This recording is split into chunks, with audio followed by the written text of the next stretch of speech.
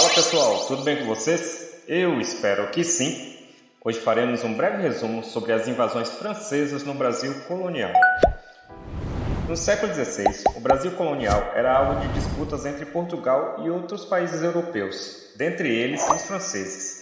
Os portugueses já haviam iniciado a colonização no território brasileiro, explorando principalmente para o Brasil, mas os franceses viam na região uma oportunidade para expandir seu império colonial e obter lucro através do comércio de especiarias e do estabelecimento de feitorias. A primeira tentativa de invasão francesa registrada no Brasil ocorreu em 1504, quando um grupo liderado pelo navegador Binot Palmier de Connevalle aportou na costa sul do atual estado de Santa Catarina. Porém, essa tentativa não resultou em uma colonização efetiva. Acredita-se que Connevalle e sua tripulação tenham estabelecido contato com os povos indígenas locais, possivelmente trocando bens e informações. No entanto, não há registros detalhados sobre as interações específicas que ocorreram durante essa breve estadia na região. Embora a invasão de Connevalle não tenha resultado na colonização efetiva da região, ela representa um dos primeiros contatos documentados entre europeus e nativos brasileiros e contribui para a compreensão da complexa história colonial no Brasil. Outro evento importante foi a fundação da França Antártica em 1555 pelo vice-almirante francês Nicolas Duran, na Baía de Guanabara, no Rio de Janeiro.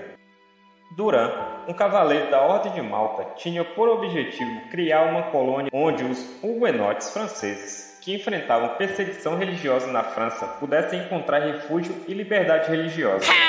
Duran construiu um forte na Ilha do Governador e estabeleceu relações comerciais com os índios tupinambás, com quem os franceses mantinham alianças. A colônia cresceu rapidamente, atraindo colonos franceses e suíços, além de protestantes de outras nacionalidades. No entanto, a colonização francesa na Ilha de Guanabara provocou a ira dos portugueses, que consideravam o território parte de suas possessões coloniais. O governador-geral Mendissá, determinado a expulsar os franceses, lançou uma série de ataques contra a França Antártica.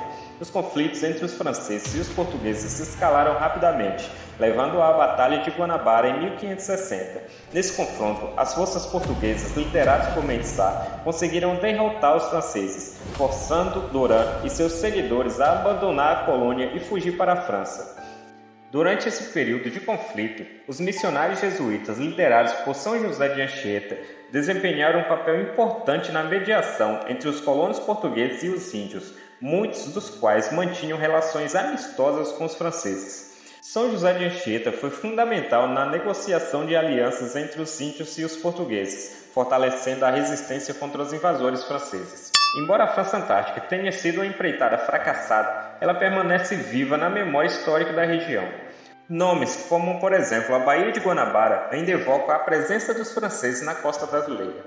Além disso, a presença dos missionários jesuítas como São José de Anchieta durante esse período destacou o papel da Igreja Católica na colonização e na formação da identidade brasileira.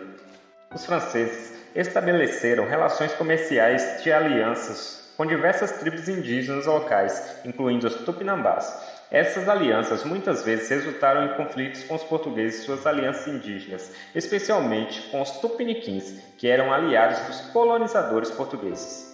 Uma outra invasão francesa ocorrida no Brasil aconteceu em 1612 e é um episódio importante na história colonial do país, marcada pela tentativa dos franceses de estabelecer uma colônia na região do Maranhão. Em 1612, os franceses, liderados pelo capitão Daniel de La Touche, estabeleceram a França equinocial, na região do Maranhão. Touche tinha o objetivo de criar uma colônia próspera e lucrativa, explorando os recursos naturais da região, como pau-brasil e outras riquezas. A presença dos franceses no Maranhão provocou uma resposta imediata das autoridades portuguesas, que viam a região como parte de suas possessões coloniais. Os portugueses, liderados por Jerônimo de Albuquerque, filho do famoso Afonso de Albuquerque, lançaram ataques contra os assentamentos franceses, tentando expulsar os invasores. Os confrontos entre portugueses e franceses se intensificaram, culminando na expulsão dos franceses do Maranhão em 1615. Jerônimo de Albuquerque conseguiu retomar o controle da região em prol de Portugal, restaurando o domínio português sobre o território. As invasões francesas no Brasil colonial tiveram várias consequências. Primeiro, elas contribuíram para a consolidação do domínio português sobre o território brasileiro. Além disso, as relações entre os colonizadores portugueses e os povos indígenas foram afetadas pelas alianças e conflitos durante esse período. As invasões também destacaram a importância da presença militar portuguesa na defesa do território contra ameaças estrangeiras.